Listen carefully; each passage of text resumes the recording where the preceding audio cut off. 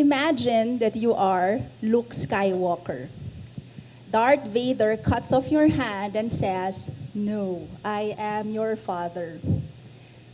The stunning and surprising plot twist ever. Someone said, when something goes wrong with your life, just yell, "Plot twist!" and move on. If that actually worked in med school, I would never have stopped yelling. It's been 21 years since I finished med school, and I stand before you now with several quotes on how I thrived and how I survived, how to develop resilience. That you have been assigned this mountain to show others it can be moved. After high school, my mother said, "You have to get into the University of the Philippines for college if you want to get into med school." I was to be the first doctor in my family.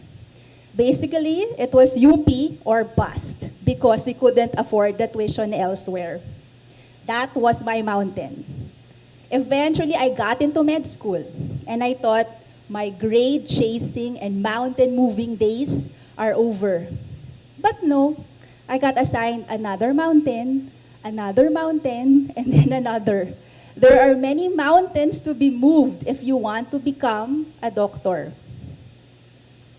That which does not kill us makes us stronger. I heard that a lot. I was told that a lot in med school. Together with, "This too shall pass." Just go to work every day, it will be over before you know it. You're the medical clerk on deck for endorsement with very limited time to study. You will go up there and get eaten. What doesn't kill you makes you stronger. The patient was okay this morning, and now you're the intern helping run the code, and the wife is crying loudly beside you. What doesn't kill you makes you stronger. You know that if the patient can get dialysis, he will survive. But there's no money. So you go to the social worker and ask for help. You shell out from your salary. This too shall pass. The patient dies. You have to go to the audit conference and explain what happened, what you did, what you didn't do as the resident in charge. What doesn't kill you makes you stronger. Never mind if your family hasn't seen you, or you haven't slept properly for days, or you do not know when your next sit-down decent meal will be. This too shall pass. What doesn't kill you makes you stronger, perhaps. But we do know that physicians have high rates of anxiety, stress, depression, and suicide. If it doesn't kill you, will it break you? The bamboo that bends is stronger than the oak that resists. So the bamboo has resilience. Resilience is that capacity to overcome adversity and not break, to bend and not be broken, to bounce back. So you may think that resilience is a trait. Either you're a tough cookie or you're not. But resilience is a process. It is an adaptive response, a way to cope with whatever passes your path. And resilience can be learned. And if you look at the literature, there are many ways to develop resilience. You are not required to set yourself on fire to keep other people warm. The long lines of patients at the Philippine General Hospital are as legendary as its trainees' frustration with poverty. At one particularly toxic clinic day, the doctor beside me just snapped. The patient had not taken her medicine, and without even asking why, she just started berating the patient. "I can see you dyed your hair, you got a manicure and a pedicure, but you did not drink your medicine. How can you be so irresponsible? Now your blood sugar is high, you will get complications, you might die, etc., etc., etc." And the patient just held out a gift for the doctor. She had gone home to the province to attend the wedding. That's why she had her hair dyed, had a manicure and a pedicure. She forgot to bring her medicine, and she had eaten at the wedding feast. That was why her blood sugar was high. The doctor bowed her head. She just murmured her thanks and excused herself.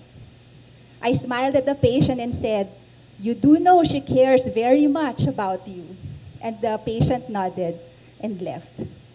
Medicine is a vocation. But what happens when doctors start to care too much about their patients? When I go to work, I bring a measure of joy, and I try not to run out. When it rains, look for rainbows.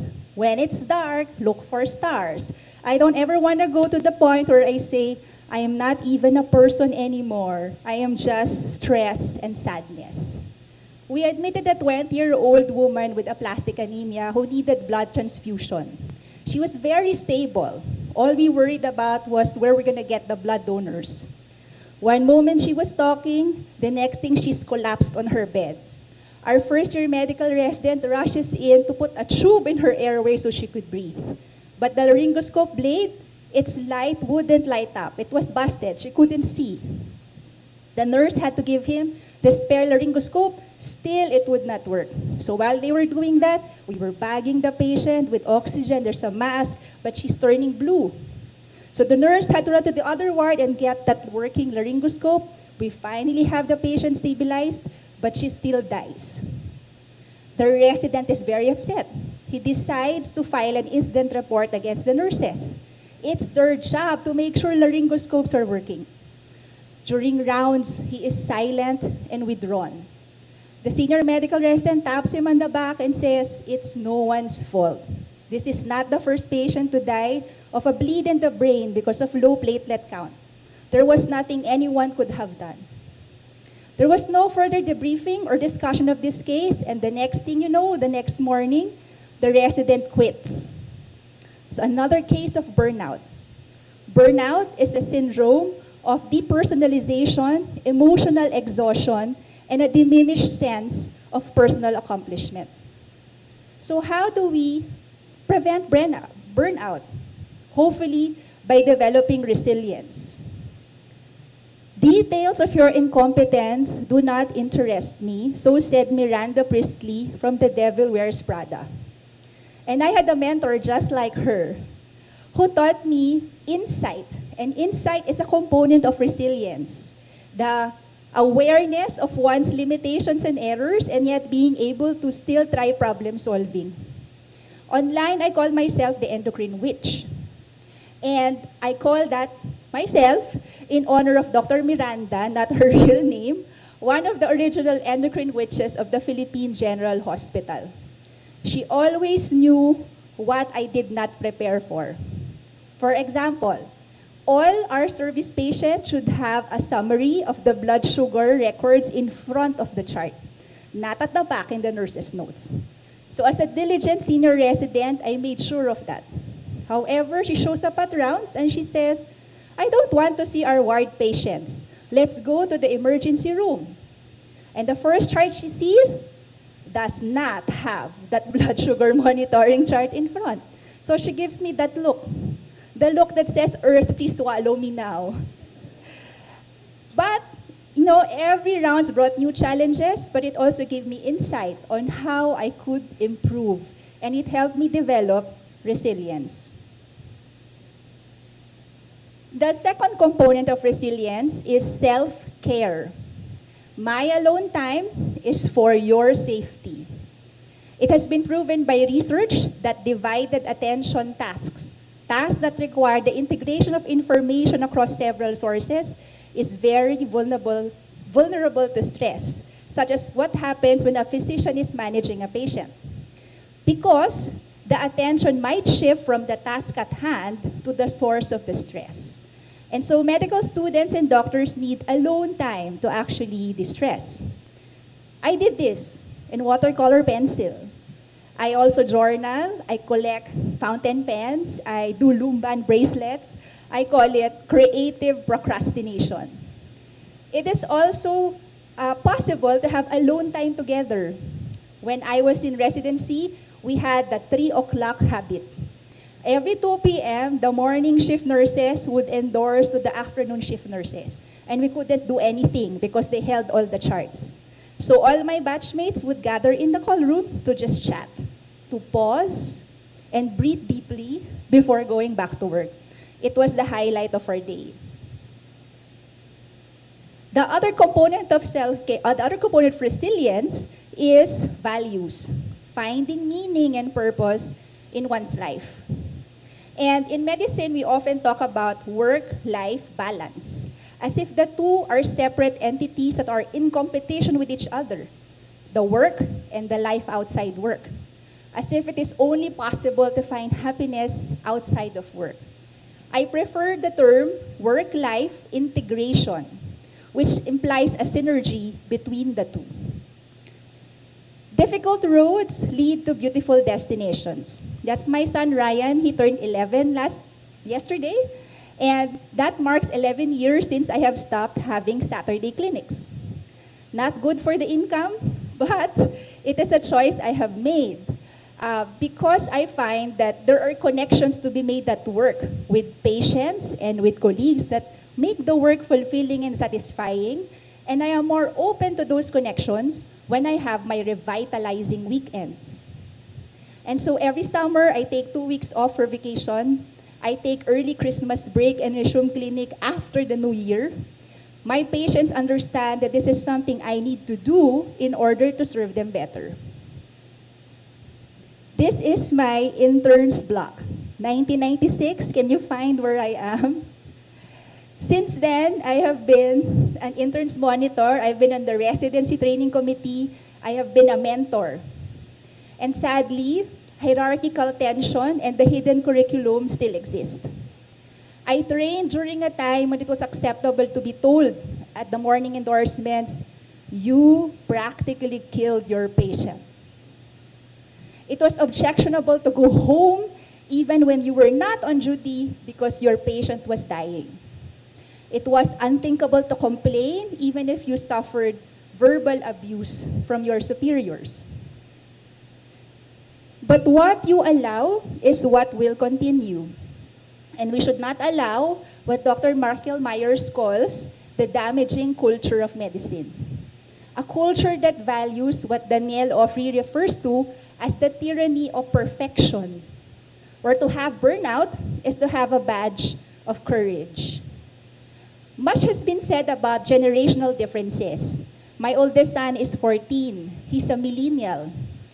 Every time I feel the urge to tell a student, you know, during my time, I imagine my son in my head rolling his eyes at me.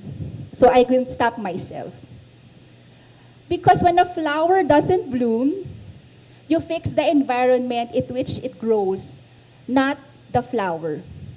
So it has been said, medical students and doctors need to be supported, not trained in resilience. We need to push for organizational change that leads to an environment that can actually nourish resilient healers.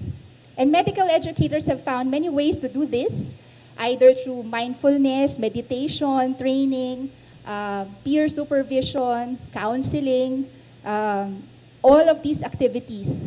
And they have also found it necessary to point people towards resources that they can use when they want to escalate concerns or when they need support because they have been bullied or harassed. In the UP College of Medicine, every first-year medical student is assigned a mentoring group. And I and my husband were privileged to mentor 9 such individuals, and they graduated last year. We still keep in touch with them, and I feel it is our small contribution to helping medical students thrive in med school and beyond. I started with Darth Vader. Let me end with God. What we feel are plot twists are actually part of God's grand plan. And if we feel we are drowning, let's not be afraid. Why? Because our lifeguard walks on water. Matthew 14, verse 25. Thank you.